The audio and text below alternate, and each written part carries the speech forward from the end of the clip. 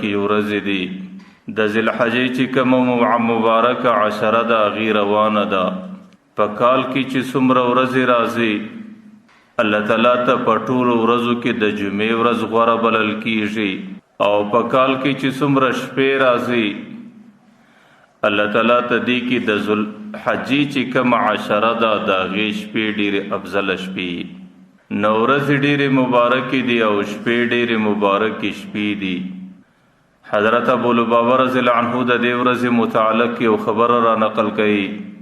چې پیغمبر علیه الصلاۃ والسلام به ویل چې د جمعې ورځ د ټولو ورځو سرداره ده. دې ورځ کې الله تعالی حضرت آدم علیه السلام پیدا کړی دی. دې ورځ کې الله تعالی د حضرت آدم علیه السلام توبه قبل کړې ده،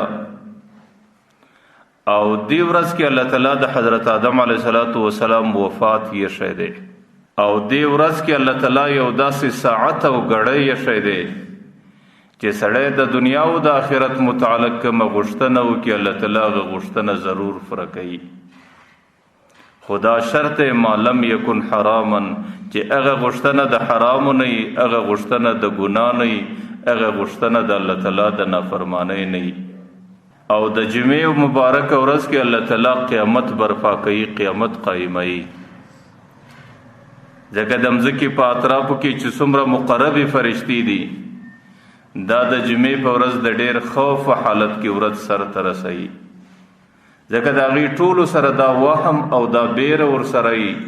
چې هسې نن خو د جمعې ورځ د الله تعالی په دې ورځ د قیامت د اقامت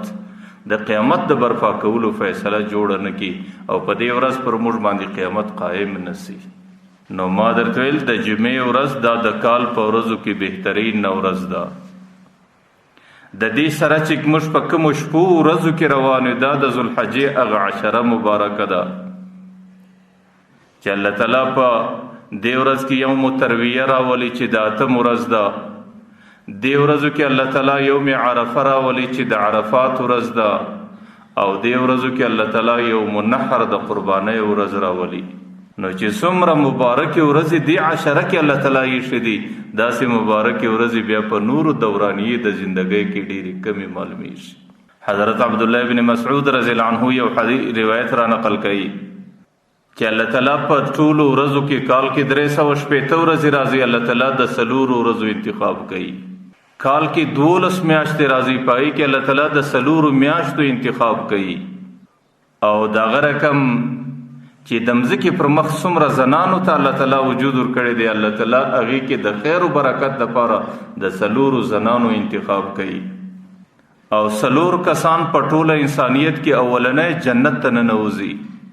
او په ټوله انسانیت کې الله تعالی 4 کسان داسې پیدا کړي دي چې جنت د هغې طلبګاره دی، جنت د هغې تمنا کوي او جنت د هغې شوقي دی. حضرت عبدالله بن مسعود د هغې بیا وروسته تفصیل کوي